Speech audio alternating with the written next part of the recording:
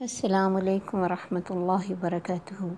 آج کا لیسن سورہ البقرہ کی آیت نمبر 271 سے 272 تک ہے۔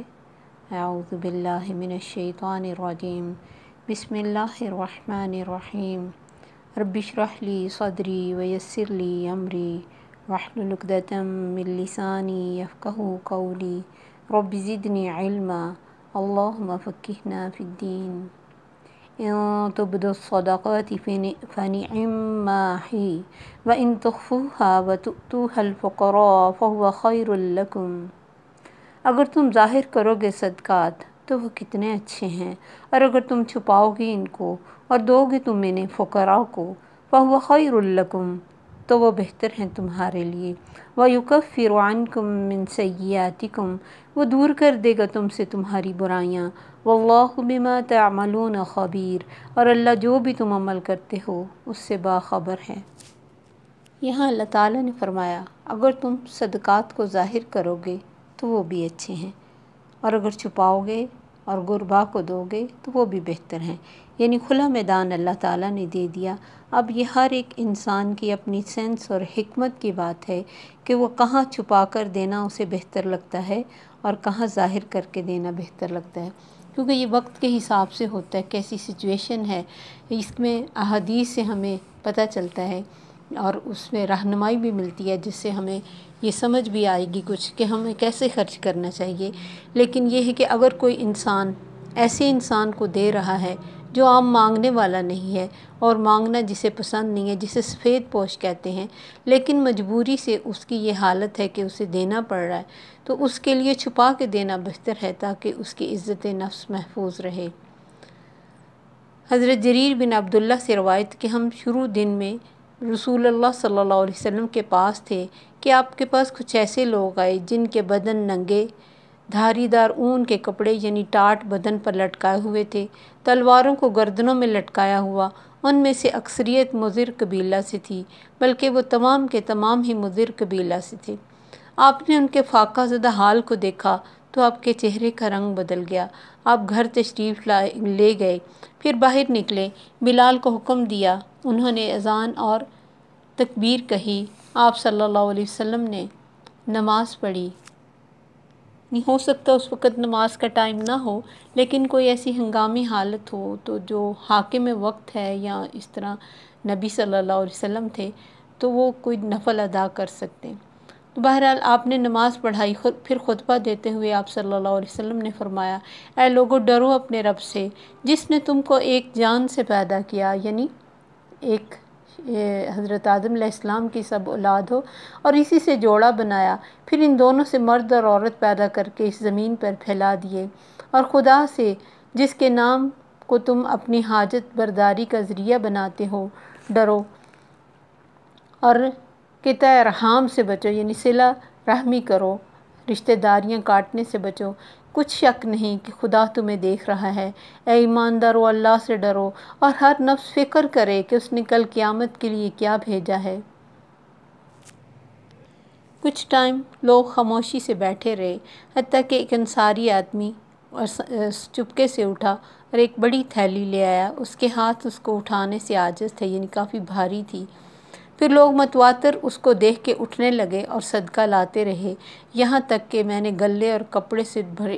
دو ڈھیر دیکھے۔ میں نے دیکھا کہ نبی صلی اللہ علیہ وسلم کا چہرہ خوشی سے چمک رہا ہے جیسے کہ سونا چمکتا ہے۔ پھر نبی صلی اللہ علیہ وسلم نے فرمایا، من سن فی الاسلام سنتاً جس نے اسلام میں کوئی ایسا طریقہ ایجاد کیا، حسنۃ لہ جو اچھا طریقہ ہے، فلہ اجرھا تو اسے اس کا اجر ملے گا، واجر من عمل بہا بعدہ اور ان کا جو اس عمل کو دیکھ کے بعد میں بھی عمل کریں گے ان کا بھی اجر اس کو ملے گا، لیکن ان کے اپنے اجروں میں کوئی کمی نہیں ہوگی۔ اب ایک شخص کے اٹھنے سے باقی سب بھی جیسے فوری اٹھے، لیکن وہ ایک سبب بن گیا ابتدا کرنے والا، تو اس کے بارے میں نبی صلی اللہ علیہ وسلم نے فرمایا جس نے اچھا طریقہ ایجاد کیا۔ اب اس میں کوئی کہہ دے کہ ہم نے نیا طریقہ جو عبادت کا ایجاد کیا ہے تو وہ آپ کی اس حدیث سے ہی ہے، یہ آؤٹ آف دا کانٹیکسٹ بات ہے، یہ اس حدیث کے مطابق ہی تھی کہ آپ نے فرمایا کہ اس وقت اگر وہ اٹھا ہے اور اس کو دیکھ کے دوسرے لوگ بھی سب اٹھ گئے تو یہ سمجھے کہ سب کا ثواب بھی اس کو ملا۔ جیسے نبی صلی اللہ علیہ وسلم کے پاس کوئی کچھ مانگنے آتا تو آپ اپنے صحابہ سے کہتے تم اس کی سفارش کرو، یعنی کہو کہ اللہ کے رسول اس کو دے دیں، تمہیں سفارش کرنے کا اجر ملے گا۔ ایسے ایک اور شخص آیا، اللہ کے نبی مجھے سواری چاہیے، آپ نے فرمایا میرے پاس تو کوئی سواری نہیں۔ ایک اور صحابی پاس بیٹھے تھے کہ اللہ کے نبی مجھے پتہ ہے اس کو کون سواری دے سکتا ہے، آپ نے فرمایا جاؤ اس کو اس کا راستہ بتا دو، اس شخص کا، تمہیں بھی اتنا ہی اجر ملے گا جتنا اس سواری دینے والے کو۔ تو جو خیر کے لیے رہنمائی کرتا ہے اس کو خیر کا کام کرنے والے جتنا اجر ملتا ہے۔ تو یہی ایک حکمت ہوتی ہے کہ رائٹ ٹائم پہ رائٹ ڈیسیژن کرنا، کیونکہ ڈیسیژن تو ہر وقت انسان کوئی نہ کوئی کرتا ہی رہتا ہے، تو اس میں اس کو کس ٹائم پہ کون سا کام کرنا چاہیے، اسی کا نام حکمت ہے۔ تو اللہ نے فرمایا اگر تم چھپا کے دو تو اچھا ہے، ظاہر کر کے دو تو بھی اچھا ہے، لیکن یہ ہے کہ یہ انسان ہر ایک کو اپنی نیت کو دیکھنا چاہیے کہ اگر ظاہر کر کے دینے سے اس کی نیت میں ریاکاری کا خدشہ ہو سکتا ہے تو اسے چاہیے کہ چھپا کے دے۔ حضرت عبداللہ بن مسعود رضی اللہ عنہ کہتے کہ نبی صلی اللہ علیہ وسلم نے فرمایا 3 شخص ہیں جنہیں اللہ دوست رکھتا ہے، ایک وہ جو رات کو اٹھ کھڑا ہوا اور قرآن مجید کی تلاوت کرے، دوسرے وہ شخص جو صدقہ دائیں ہاتھ سے ایسے دے کہ بائیں کو خبر نہ ہو، تیسرا وہ شخص جو کسی لشکر میں شامل ہوا، اس کے ساتھیوں کو شکست ہو گئی اور وہ دشمن کے سامنے ڈٹا رہا۔ اسی قسم کی ایک اور حدیث ہے کہ حضرت ابو ذر کہتے کہ نبی صلی اللہ علیہ وسلم نے فرمایا 3 ایسے لوگ ہیں جن سے اللہ محبت کرتا ہے یا انہیں دوست رکھتا ہے، اور 3 ایسے ہیں جن سے اللہ بغض رکھتا ہے۔ جن لوگوں کو اللہ دوست رکھتا ہے ان میں سے ایک تو وہ ہے جس نے ایسے شخص کو صدقہ دیا جو اپنی قوم کے پاس مانگنے گیا تھا، اور اس نے اپنی قوم سے حق کے قرابت پر نہیں بلکہ اللہ کے نام پر سوال کیا تھا، لیکن قوم نے اس کو دینے سے انکار کر دیا، بس قوم ہی میں سے ایک شخص باہر نکلا، یعنی باقیوں نے تو انکار کر دیا لیکن ایک شخص باہر نکلا، آگے بڑھا اور چپکے سے اس کے سوال کو ایسے پورا کر دیا کہ اللہ کے سوا کوئی اس کو جان نہ سکا۔ اللہ ایسے شخص سے محبت کرتے اور اسے دوست رکھتے ہیں۔ دوسرا وہ شخص جو قوم کے ساتھ ساری رات چلا، یعنی کہیں سفر میں، یہاں تک کہ جب نیند بہت ہی پیاری ہو گئی، اتنی پیاری کہ کوئی چیز اس سے زیادہ پیاری نہیں، سب سو گئے، وہ انہیں سوتا چھوڑ کے اٹھ کھڑا ہوا اور اللہ کے سامنے گڑ گڑانے لگا اور قرآن پڑھنے لگا، ایسے شخص کو بھی اللہ دوست رکھتا ہے۔ تیسرا وہ شخص جو ایک لشکر میں تھا، لشکر کا دشمن سے مقابلہ ہوا، شکست ہوئی، مگر یہ شخص دشمن کے سامنے جمع رہا یہاں تک کہ شہید ہو گیا۔ اور جن لوگوں سے اللہ بغض رکھتا ہے ان میں سے ایک بوڑھا زانی ہے جو زنا کرے، اور دوسرا تکبر کرنے والا فقیر، یعنی ایک تو فقیر ہے اور اوپر سے تکبر بھی کرتا ہے، اور تیسرا ظلم کرنے والا دولت مند۔ اور زکوٰۃ کے مال کو بتا کر بھی دیا جا سکتا ہے تاکہ دوسرے لوگوں کو بھی انکریجمنٹ ملے۔ اب اس میں لوگ کہتے ہیں کہ نظر لگ جاتی کتنی زکوٰۃ ہماری بنی ہے، تو وہ ایک ہی جگہ نہ بتائی جائے، مختلف لوگوں کو دی جائے، لیکن اس میں یہ کہ کوشش کرنی چاہیے کہ اگر کوئی ایسا زکوٰۃ لینے والا ہے جس کی مجبوری ہے تو یہ بھی چھپا کر دے دی جائے، کیونکہ زکوٰۃ بھی یعنی ظاہر ہے دوسرے کے لیے تو ایک مجبوری جس نے لی، اور اگر کوئی اس کو لینا نہیں چاہتا اور تو اس کو روکا جائے، بلکہ اس کو عام صدقہ دیا جائے۔ ایسے ہی نبی صلی اللہ علیہ وسلم نے فرمایا ایک شخص تھا بنی اسرائیل میں سے، اس نے سوچا میں آج رات صدقہ کروں گا، وہ رات کو ایک شخص کے ہاتھ پہ رکھ آیا اپنا مال، تو صبح کو مشہور ہو گیا کہ دیکھو ایک چور کو کوئی صدقہ دے گیا۔ وہ بڑا حیران ہوا اور پر خیر چپ رہا اور سوچا آج پھر صدقہ کروں گا۔ اگلے دن وہ ایک عورت کو صدقہ کر آیا تو صبح یہ بات پھیل گئی کہ ایک فاحشہ عورت کو کوئی صدقہ دے گیا۔ تیسرے دن پھر اس نے صدقہ کرنے کا سوچا تو وہ ایک امیر کے ہاتھ پہ رکھا ہے، ظاہر ہے اندھیرے میں اس نے نہیں پہچانا کہ کون ہے، تو ایک امیر شخص کے ہاتھ میں صدقہ رکھایا اور صبح مشہور ہو گیا کہ یہ ایک امیر شخص کو صدقہ کوئی دے گیا، تو وہ پریشان ہوا، لیکن اللہ کی طرف سے اسے خبر دی گئی کہ جب تو نے چور کو صدقہ دیا، تیری اچھی نیت کی وجہ سے اللہ نے اسے چوری سے توبہ کروا دی، اور جب فاحشہ عورت کو صدقہ دیا اور اچھی نیت اور اچھے مال کی وجہ سے اس نے اپنی فحاشی سے توبہ کر لی، اور جو مالدار کو دیا اس کو اللہ نے توفیق دی تو وہ بھی دینے والا بن گیا۔ تو جب اللہ کی رضا کی خاطر کوئی انسان کام کرتا ہے، وہ چاہے کتنے اندھیروں میں کرے اور کتنی یعنی اپنی طرف سے اس نے محنت کر کے دیا، اور ہمیں لگے کہ ہمارا صحیح جگہ نہیں گیا، لیکن اللہ کو پتہ ہے کہ وہ کتنی قدر کرتا ہے ایسی ہر چیز کی جو اس کی رضا کے لیے کی جائے، اور اس میں وہ کسی کو بھی دے دے، اسے دینے والے کو اپنے دینے کا اجر ملتا ہے، اور اللہ کا کام ہے کہ وہ آگے اس سے کیا فائدہ پہنچاتا ہے۔ تو اللہ فرماتے ان کو فقراء کو دو، ہم میں سے ہر انسان فقیر ہے۔ اللہ قرآن میں فرماتے یا ایھا الناس انتم الفقراء الی اللہ، تم سب اللہ کے فقیر ہو، اللہ کے محتاج ہو۔ ہر انسان چاہے وہ دنیا میں کتنی پاور رکھتا ہو، کتنے بڑے محلوں والا ہو، اور کتنا بینک بیلنس اور پیسہ رکھتا ہو، ملینر ہو، لیکن اللہ کا محتاج ہے۔ اپنی کسی چیز پہ وہ قادر نہیں ہے، حتیٰ کہ اپنا سانس چلانے پہ بھی وہ قادر نہیں۔ اگر اللہ روک لے تو کوئی چلا نہیں سکتا ہے۔ صدقہ اللہ کے غضب کو ٹھنڈا کرتا ہے، اور یہاں اللہ نے اس کا یہ بھی فائدہ بتایا وَيُكَفِّرْ عَنْكُم مِّن سَيِّئَاتِكُم، تم سے تمہاری برائیوں کو دور کرے گا اگر تم اللہ کی راہ میں صدقہ کرو گے، بلاؤں کو ٹالتا ہے۔ وَاللَّهُ بِمَا تَعْمَلُونَ خَبِيرٌ، اور جو بھی تم کرتے ہو اللہ اس سے باخبر ہے۔ یعنی کسی بھی انسان کو انسان دے کے سمجھتا ہے کہ شاید بعض دفعہ دل میں آتا ہے کہ کسی کو پتہ بھی نہیں چلا میں نے اتنا بڑا نیکی کا کام کیا، لیکن جو اللہ کے لیے کرے گا وہ اس چیز سے خوش ہوگا کہ کسی کو پتہ نہیں چلا۔ اگر چھپا کر دینے کے بعد بھی اگر انسان کے دل میں یہ خواہش ہو کہ کسی کو پتہ لگ جائے گا تو یہ ریاکاری کا شائبہ ہے۔ اس لیے بہترین وہ ہے کہ جو دے کے بھول جائے۔ جو 7 لوگ اللہ کے عرش کے سائے میں ہوں گے ان میں سے ایک وہ شخص بھی ہوگا جو چھپا کر صدقہ کرنے والا ہے۔ جیسے کہ اب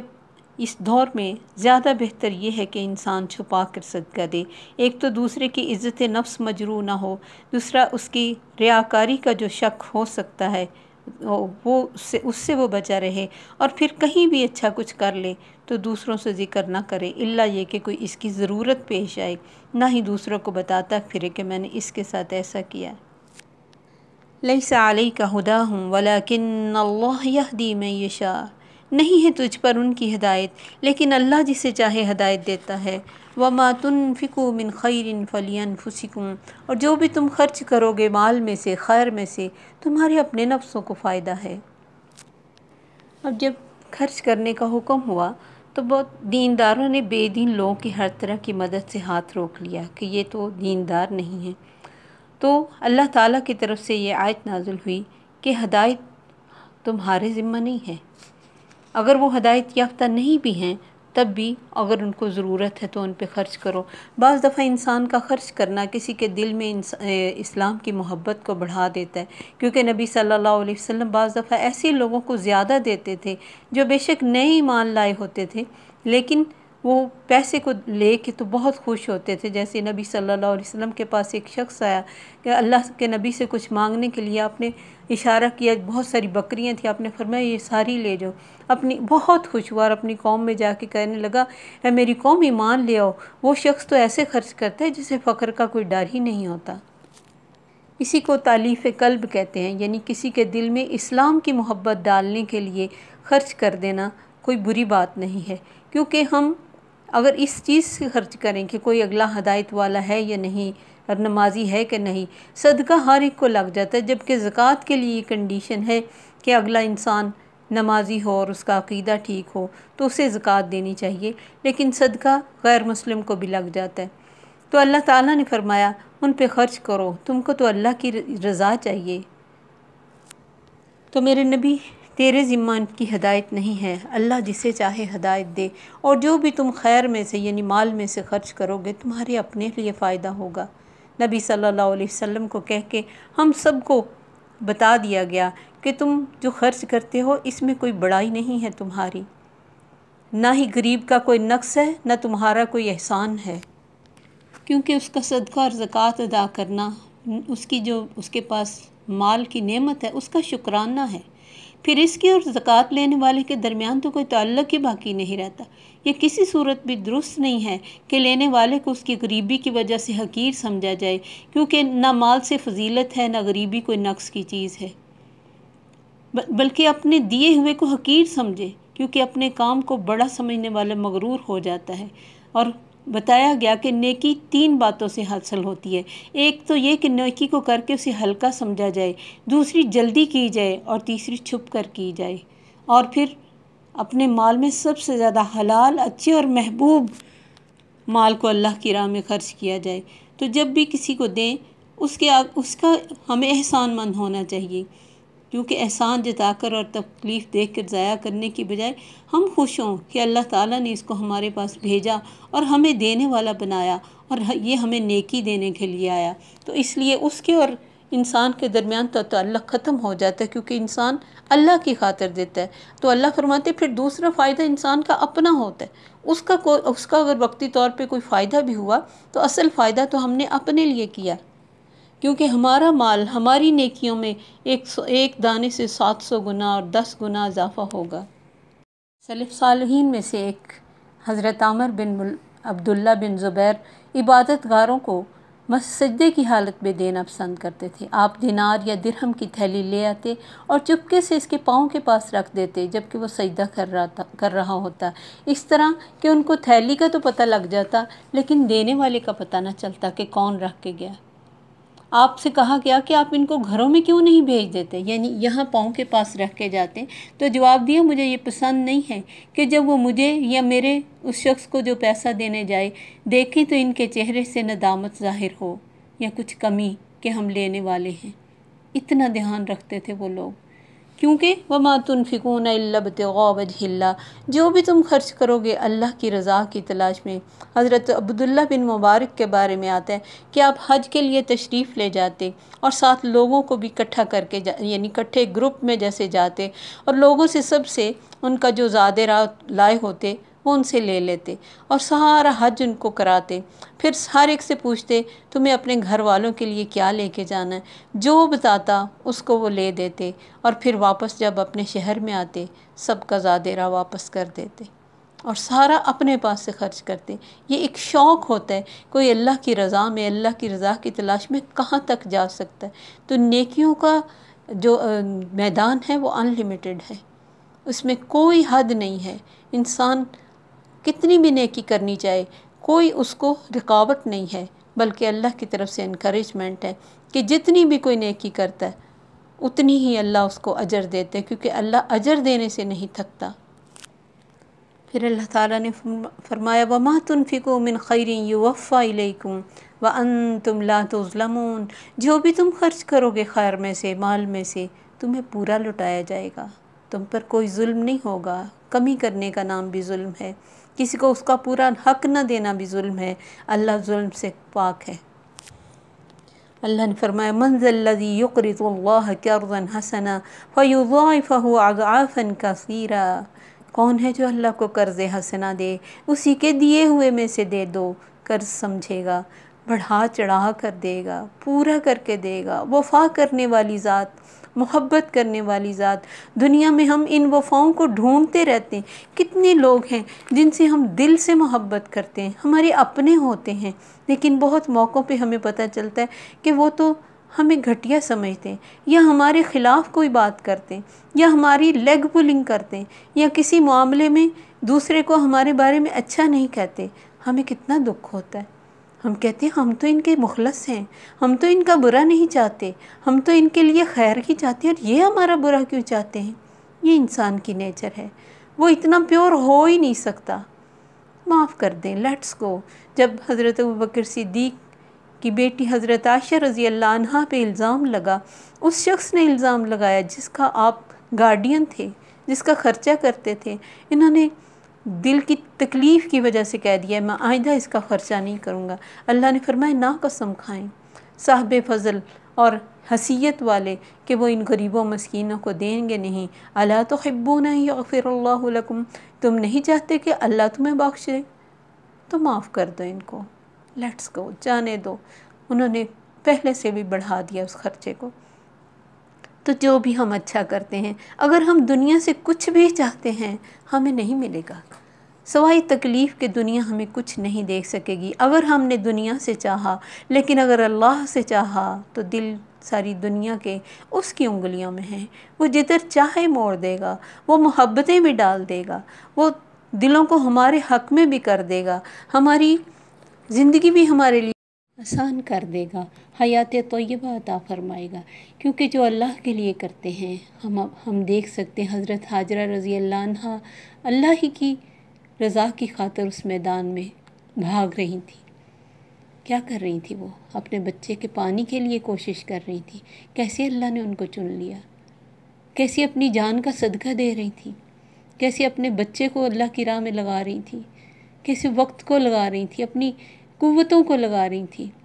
لیکن محبت دل میں اللہ کی تھی۔ کتنا خوبصورت لفظ انہوں نے کہا تھا کہ اگر اللہ کے حکم سے آپ چھوڑے جا رہے، اللہ ہمیں کبھی ضائع نہیں کرے گا، اللہ کبھی نہیں ضائع کرنے والا۔ قیامت تک کے لیے اللہ نے محفوظ کر لیا ان کوششوں کو جنہوں نے اللہ کے لیے کی۔